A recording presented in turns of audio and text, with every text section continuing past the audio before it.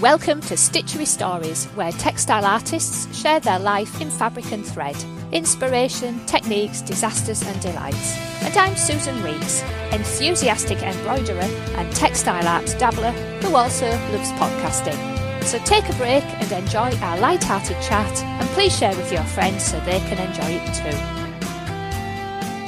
Hello and welcome today to our lovely guest, Sally Stone. Hi Sally. Hi Sue. It's lovely to speak to you today, Sally, and I have a little bio here from Sally in her own words. Following a series of city and guilds in textile decoration techniques and stitched textiles, I founded Hippie Stitch. I create contemporary jewellery and textiles, making use of constructed fabric, buttons and other stuff too. And when I'm not doing that, I'm probably yarnstorming, planning the next yarnstorming project or blogging about what I've seen, what I'm doing, or what I've learnt. And before I forget, the best place to find out about Sally is she has a blog and it's lots of interesting things on there. So that's hippiestitch.blogspot.com.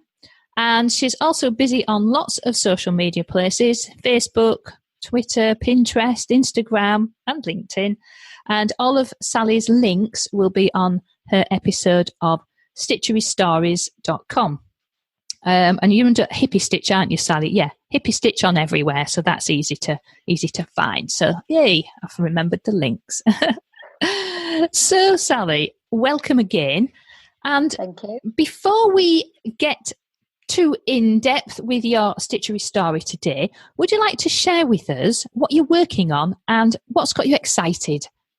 Well, at the moment, I'm working on the tree leaves project with fellow textile artist Deborah New. Right. And with the help of the public, we're hoping to make a giant tree and leaves yarnstormed installation for Roundtree Park in York. So we're hoping it'll go up in July and be there till the end of August. And after that, all the little trees are going to be sold off to support the Woodland Trust. But specifically, at the moment, I'm working on some extreme knitting. And if you don't know what extreme knitting is, it involves using very large needles and extremely thick yarn. So my needles are 50 millimetres in diameter, so that's roughly like the size of your arm in width. And the needles that I'm using at the moment are about 1.3 metres long. It can be quite an antisocial thing to do, because when I'm sitting down in the living room doing it, there can't be anyone next to me on the sofa.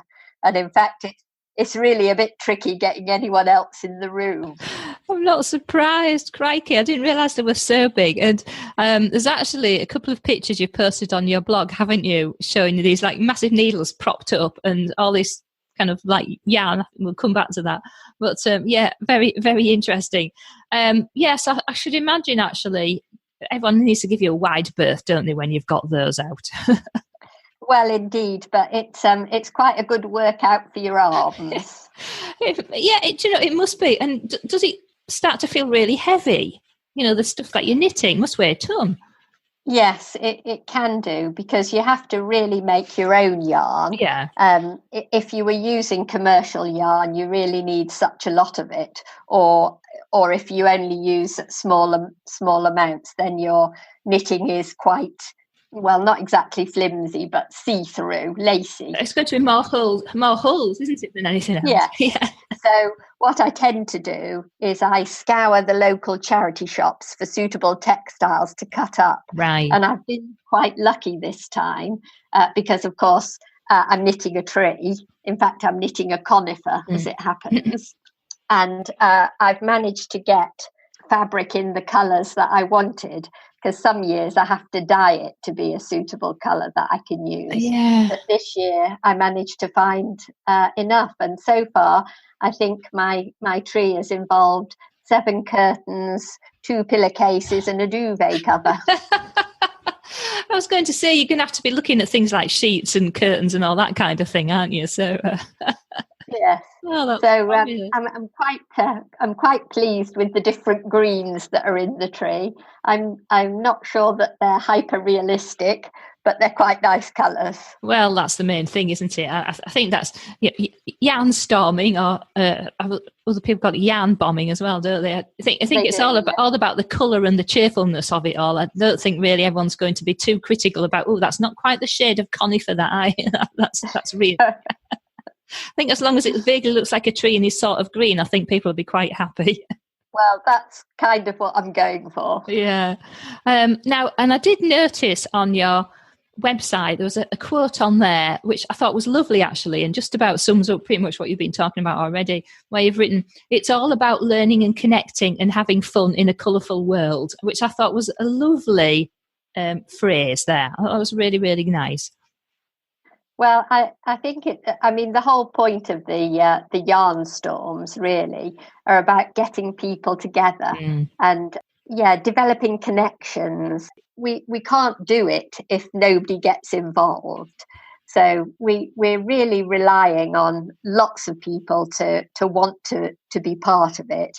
And when they've made us something, we provide a platform to display it so that they can see it.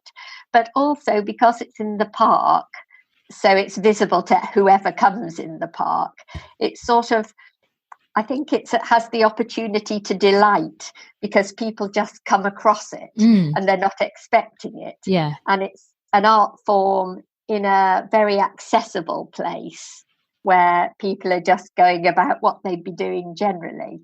It has quite a lot of power to delight and be joyful.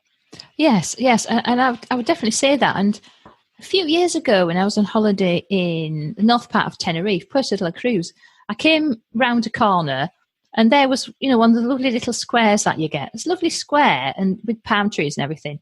And that had been covered in yarn. The trunks of the trees had been covered in knitting in various colours. And it was more, there was no theme like leaves or birds or anything like that. It was literally, there'd been just sheets of knitting had been put around the trees, and one building at the edge of the square had the whole gable end, if I remember, covered in knitting. I was like, wow, but again, you came around the corner and it was just like, oh, this is unexpected. Now I got really excited then. I was busy taking a little more pictures. My boyfriend's going, oh, it's knitting. I don't know, a little bit looks really great. It just looked brilliant. So I think that's nice in the park, isn't it? You say people come along, do a dog walk or play tennis or whatever, and there we are. We've got a different theme, because you've done this a number of times, haven't you, Sally? Yes, we have. This is our sixth community Yarnstorm. Yeah. So we've gone through a number of different ones. We started with a very general theme.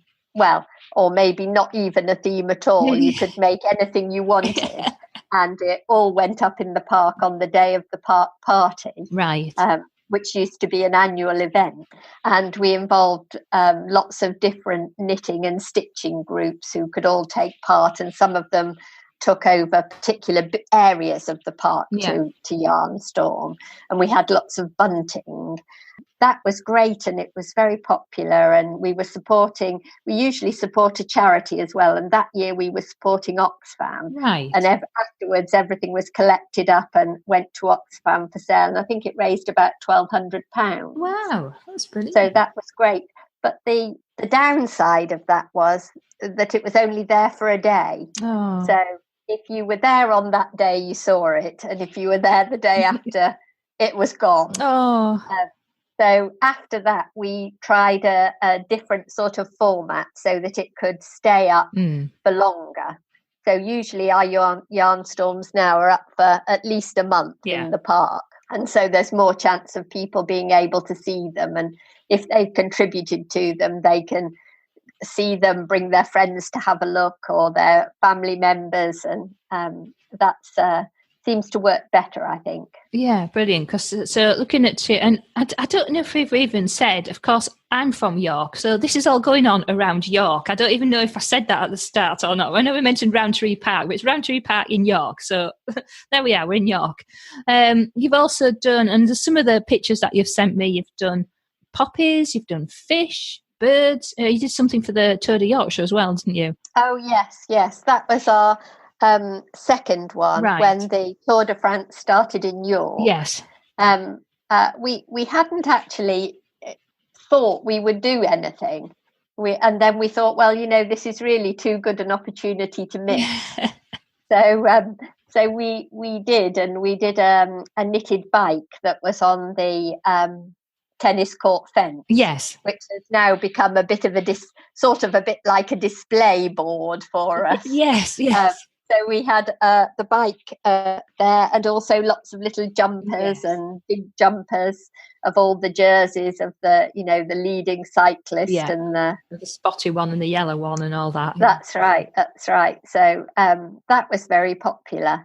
And after that, we thought, well, I think we might have found a good way of moving forward with this. So the following year, as part of the commemoration of the First World War, the 100-year commemoration, we had a poppy theme. It's called Poppies in the Park. Yes. And because Rowntree Park was given to York by the Rowntrees, who were Quakers, and Quakers are pacifists, we wanted not just to have the red poppies for remembrance, but also the white poppies representing peace and a hope for peace in the future. So we had both large red poppies and white poppies.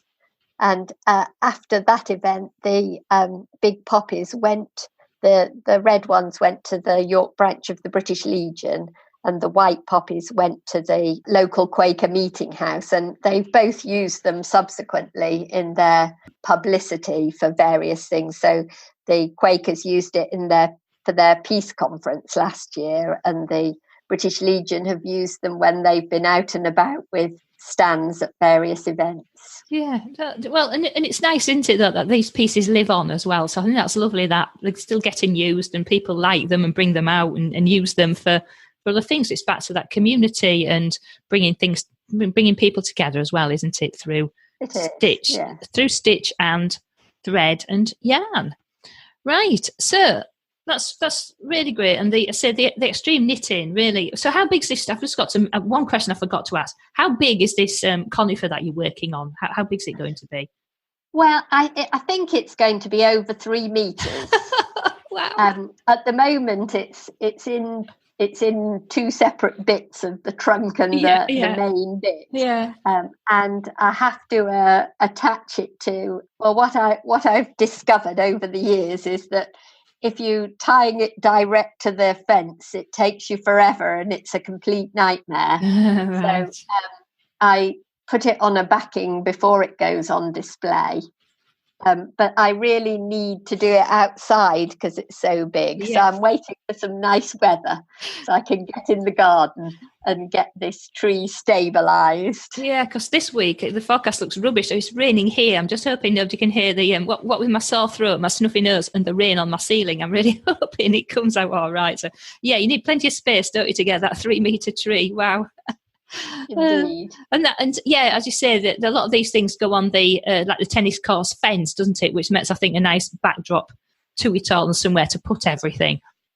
It does, but then we've sort of moved on from that as well, because after the poppies, we had those terrible floods in York, and a lot of people's houses were flooded. Yes. So we did fundraising the following year for the York Flood Appeal. Yeah. And we had lots of fish. We had a fishy theme. I was wondering where the fish came into it. Yeah, that makes sense then. So that was raising money for the floods. Right. Yeah. So we had the display on the tennis court fence, which were the large fish. But people made us lots and lots of little fish, knitted, stitched and felted, crocheted. And they were absolutely fabulous and colourful. And so we had them swimming through the arbour and they were hanging down. Yes. And, of course, they move in the wind. So it does look a bit like they're swimming along. And that was really popular, worked very well. And they were very popular also when we sold them afterwards. Yes. Although, of course, when they come down, when we take them all down, they do have to go in the washing machine as they've been in the park for quite a long time. Yeah, I tend to have all these things pegged out on the line, loads of fish Yes, and then after that we did Brilliant Birds when we were raising money for St Leonard's Hospice, Right. which is a local charity. Yes. So we had lots of birds flying, flocks of birds flying in the arbour, which was very nice. And last year I didn't do one in the park, but it was the Bloom Festival in York. Right. And Deborah was doing some flowers for the Bloom Festival with York Learning. So I joined in with them and did some flowers for them. But this year we're back with trees and leaves. So I'm hoping that's going to be popular too. Yeah, I think they'll look lovely together and go really nice in the park, won't they? Now, that's been really great. So thank you for sharing with that now. And I know that if you are around York, you've got one more workshop, haven't you, Sally, coming up? Yes, the final workshop is this Friday. So if you're in York and you want to join us to make trees and leaves, we'll be in Roundtree Park Cafe on Friday from 2 till 4 p.m. So do come and join us. But if you can't make that, but you think, oh yeah, I'd like to make some trees or some leaves, then you can still join in. There are patterns on my blog, or you can make up your own. It doesn't have to be one of our patterns. You can knit, you can stitch, you can crochet, you can felt, and we'd be very happy to have any of your trees or leaves to add to the display. And you can send them in. With the deadline for receiving them is the 22nd of June. So if you want to join in, please do. And the details of where to send them to are all on my blog, hippiestitch.blogspot.co.uk. Brilliant. So you've all got, this episode will be going out on the 12th of June. So it's the 14th of June for the workshop and the deadline the 22nd of June to get your leaves in. So, yeah, crack on if you want to come and... if this is the first time you've heard anything about this and you want to get a leaf done, you've got a week to get on with it. So there we are. Or a tree. Or a tree, yes. A conifer, a poplar, a deciduous tree, any tree of your choice. Marvellous. So then, a bit more about you now, Sally. We've talked a lot about yarnstorming. So how did you first get interested in textile art, and you know what path has taken you to the point where you're now yarnstorming in Roundtree Park and doing your other work as well? Well, my mum taught me to knit. I've always liked making things. Yeah. My mum taught me to knit, and I learnt to sew at school. And I had some very long-suffering friends who had some appalling knitted hats when we were teenagers and cushions when we were in our 20s. But it was really after my daughter was born. Yeah. And I was looking for a change of direction, and I came across the City and Guilds. Right. So I did a series of those. The first one was printing and dyeing, but in relation to textiles. And then I did some stitched textiles ones, and had a great tutor called Christine Shaw, who was very encouraging, open to experimenting, and had the attitude that you couldn't really ever do anything wrong. Brilliant. And it was all just a different creative choice. Yes. So she was great. And then I did some felting classes and other classes. And in 2006, I started Hippie Stitch, where I started making jewellery, particularly, I suppose, and textiles. I really enjoyed doing all that. So it sort of carried on from that, really. Yeah. And now I'm also a member of the City of York Embroiderers Guild. Yeah. I still like learning new things and new techniques, and they have some good workshops, and I'm always looking what's going on out there to learn something new. So I guess that's how I got to where I am. Yeah, great. I was briefly in City of York branch for 2 or 3 years. At the turn of the century, we can say that now, can't we? But obviously I'm in the Hull and East Riding branch now. I'm secretary, and I've roped into the regional committee as well. So I'm quite busy with all that sort of thing. In fact, I think I do more organising and talking about embroidery and textile art than I'd actually get around to doing any at the moment, but never mind. That's the way of the world sometimes, isn't it? But it's great, isn't it, when you've got somebody who's, like you were saying about your tutor there, who's encouraging you and experiment and learn, because if we just do the same thing all the time, we never learn, do we, Sally? No, no. And one of the things I particularly like, really, is using things in an unusual way, Yeah. I guess. One of the pieces I made for my City and Guilds was a quilt, but I made it out of plastic bags. Oh, sounds interesting. And then I made a satchel type plastic bag out of plastic bags in which to put it. So I like to use things unusually. And in my jewellery, I use marbles and buttons and bottle tops and stitch into mat. Yeah. So I like the idea of using things for a purpose for which they weren't originally intended. Yeah. And I guess that's also partly why I like the extreme knitting, because my knitting needles are made out of plumber's pipes. Yeah. And the yarn had a life before it was extreme yarn. Yeah, yeah. And, well, I think that's what there's so much more emphasis now, isn't there, on recycling things and making use of things in a different way, instead of that mentality of, oh, it's a bit of plumber's pipe, let's throw it away because we don't need it for this house anymore, or whatever it is. So, yeah, I think it's a real growing movement, isn't it, Sally? Reusing things. Yeah, brilliant. Yes. And what would you say then?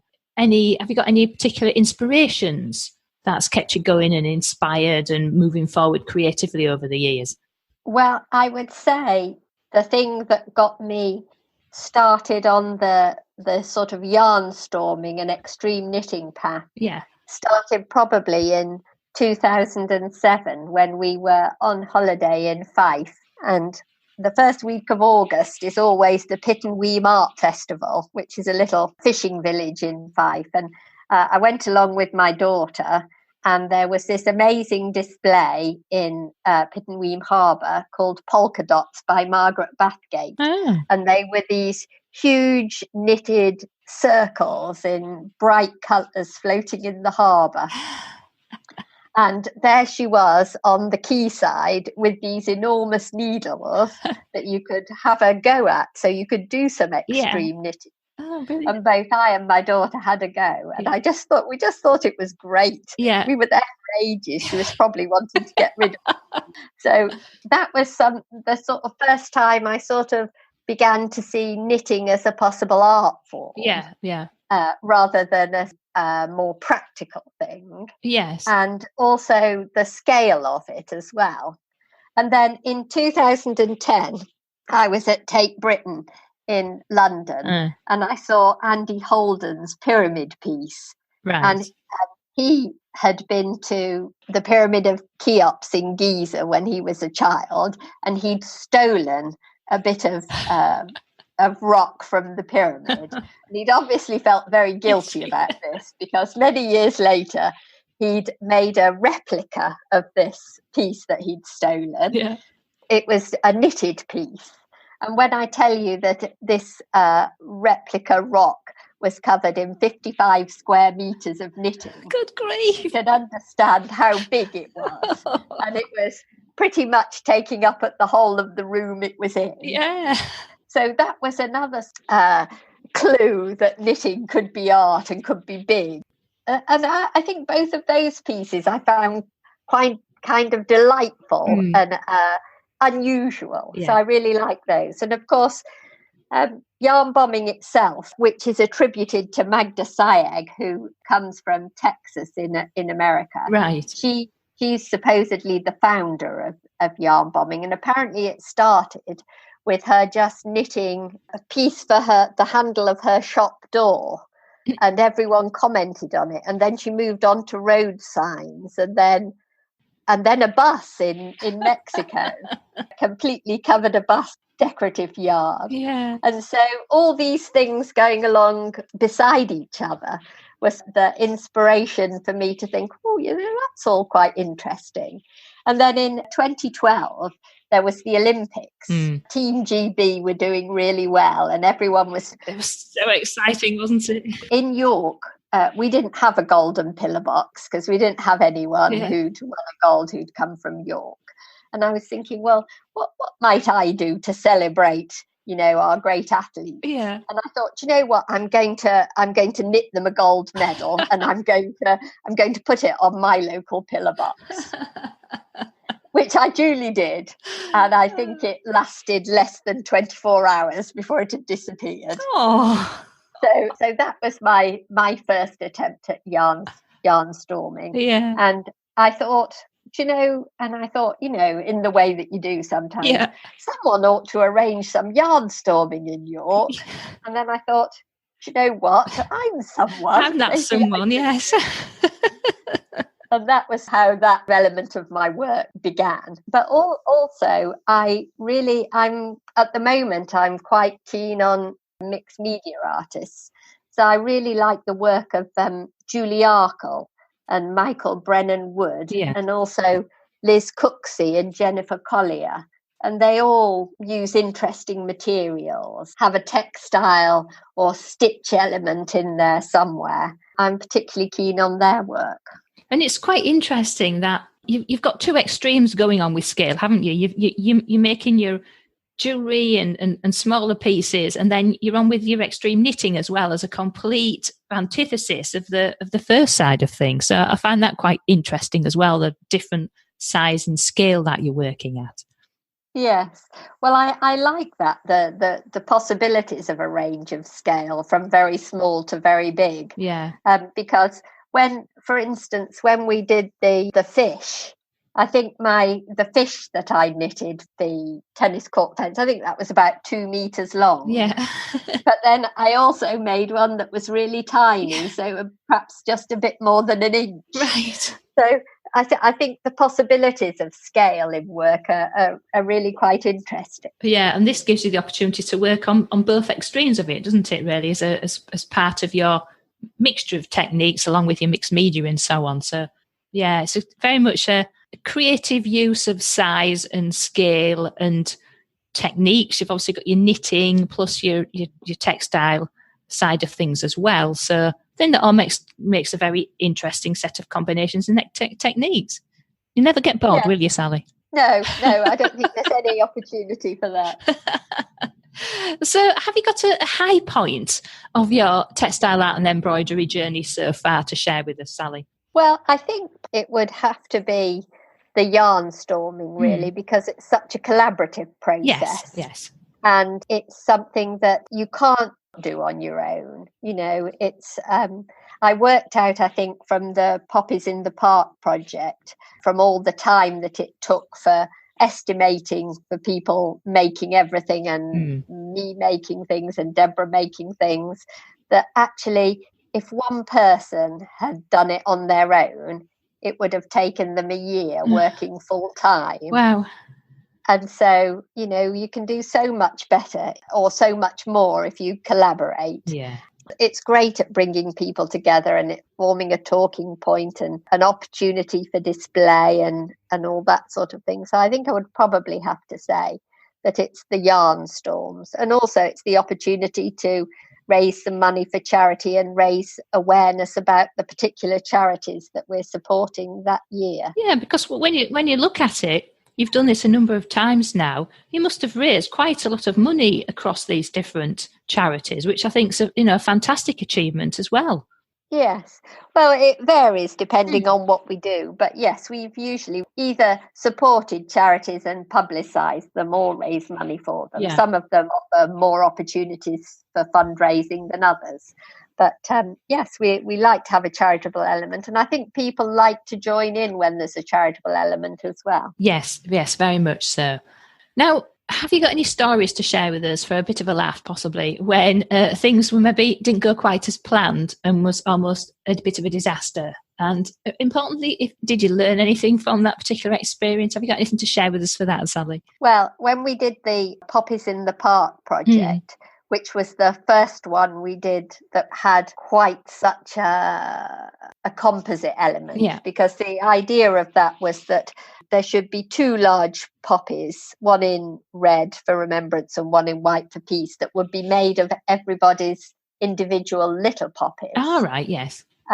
But it was such a popular project that we got a lot more poppies in both colours than we'd anticipated. Oh, nice problem to have. It was lovely. It was lovely. We were delighted that it was so popular. Yeah. But it did mean that I had to redesign how the big poppies were going to be made. Yeah. And I'd had an idea how I was going to do it the first time, and then the backing that I was using just wasn't big enough. So I thought, I'm going to have to do this a petal at a time. But in some ways that was great, because it meant that I could then delegate some of the petals to other people to fill. And my friends Kate and Helen were excellent in filling a petal, and then I had to devise a way of getting them all together again, and so they were firm enough to go up on the fence. So that was quite a learning process. But one of the things that taught me is that you never know how popular one of your projects is going to be. So one of the key things about it is to make it scalable, so that if you get just a few people joining in, you can produce something that's nice to look at. And if you get lots of people joining in, you can too. Brilliant. Yeah. And be flexible, and don't be afraid to ask for help. I know, and sometimes we can be terrible at asking for help as well, and we kind of struggle on. But yeah, that was good actually, wasn't it? Being able to split it down then into petals and get people to come and help. Yes, that worked really well. And do you have any UFOs lurking around in backs of cupboards anywhere for us to have a bit of a titter at, Sally? The year I got married, we were lucky enough to go on a holiday to China, and there was lots of travelling involved, both getting there and getting around China. It was in the days when nobody bothered about you having knitting needles on planes or anything. And so I'd started a jumper that I thought I would knit, and I would have it finished by the time I came home. And I don't think I knitted any of it while I was there at all. And 30 odd years later, I still haven't. So I think probably it's not going anywhere now. Oh, I think that's got to be one of the longest standing ones anyone's ever admitted to on this podcast. That's fantastic. Well, of course, now they keep issuing all these vintage knitting patterns. Well, you've got the vintage knitting pattern plus the vintage knitting as well, haven't you, to go with? Well, it might even just be about coming back into fashion. Who knows? Yeah. But I'm never going to finish it to find out. Yeah, it's determinedly always going to be a UFO, isn't it? That I can feel that. Often with unfinished objects, a lot of it, certainly of mine, I think, it's about learning something. And if you've learnt it before you learnt what you needed to learn before you finished it, then there might not be any need to finish it. Yeah, do you know, that is a really interesting point, actually. Yeah, I don't think anyone's mentioned that before. And that's a brilliant idea, that is. A right good excuse. Well, maybe that's it. Maybe I've been looking for an excuse for why I haven't finished these things, and that's the best I've come up with so far. Oh, I think that needs the gold star. That is a really good point, though. Definitely. I mean, and I've got a few lurking around, and I keep digging it out and thinking. And the thing is, it's like things I probably did at workshops, aren't they? We're terrible, but we go to workshops and we start something, don't we? And it's like really hard. And I know there's one thing I did when I was with York, and it's with felt, and we made this felt. I think I made it like a hat or a bag or something. And then I thought, I'll get some extra pieces and I'll make it. I was going to make the bag to go with the hat. Well, obviously the hat's still stuck in the bag along with the pieces to make the bag with. And I look at it and I think, oh yeah, I'd quite like to get that out. I really liked that. Why is it still stuck in a bag? Oh dear, I've moved too many times, I think. Well, it was quite interesting. My daughter had a kit she'd got from somewhere that was to make, it was a knitting kit to make sheep. And she recently finished doing that.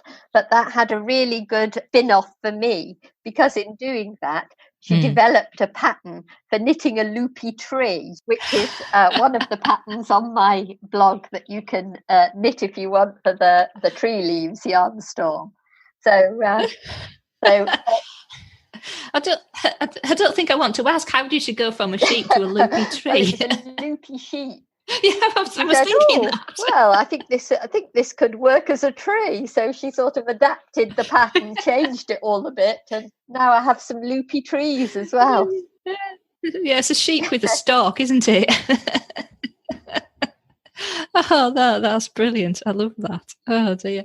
Now, so really then, obviously you're quite busy now getting on with your finishing off the Yarnstorming, and then you're going to be putting it up, so that'll take you a while. Is there anything else kind of in the kind of future plans and projects that you'd like to share with us, Sally, as we're just wrapping up today? Jewellery making has had to take a bit of a back seat while I've been doing this. I was going to say, we've not started about that at all. Once the trees are sorted, I shall be getting back to some jewellery making, and I make necklaces with Liberty fabric, and I just love them. Oh, yes. So I am looking forward to getting on with some of those and making some more brooches, and I think I shall be making some felt necklaces for the autumn as well. Right. Oh, that's a nice autumny thing, isn't it? A nice felt necklace. Yes.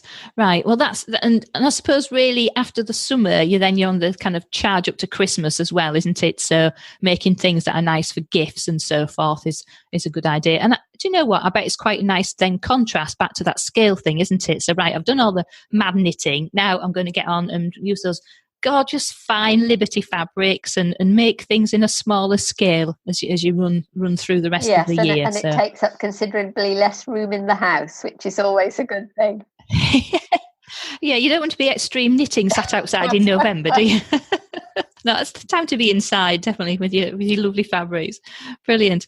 Well, do you know what, Sally? It's been fantastic speaking to you. I love the projects you've been running. It's really, really great, very engaging. And saying it comes back down to that lovely quote there that we shared at the start about learning community and having fun in a colourful world. And you're definitely adding to our colourful world. And crikey, I think we need quite a lot of colour in our world at the moment, don't we? Yeah, it's been wonderful speaking to you, and thank you so much for your time and your insight today, Sally. It's been lovely. Thanks very much, Sue. Cheers. Bye. Bye. If you enjoyed this episode and want to hear more, then please join the Stitchery Stories fan club so you can get an email when a new episode is released. It's a quick and easy way of listening and of keeping up with any news and information around this podcast. Please visit stitcherystories.com. Of course, you can listen to Stitchery Stories on plenty of podcast apps at Apple Podcasts, Google Podcasts, Spotify and plenty more besides. You can also ask your smart speaker to play Stitchery Stories podcast too. But wherever you listen, why not leave us a rating and a review to encourage other people to listen too? I very much appreciate you taking the time to do that for me. So that is the end of our Stitchery story for today. Keep stitching, keep smiling, and keep creating your very own Stitchery stories.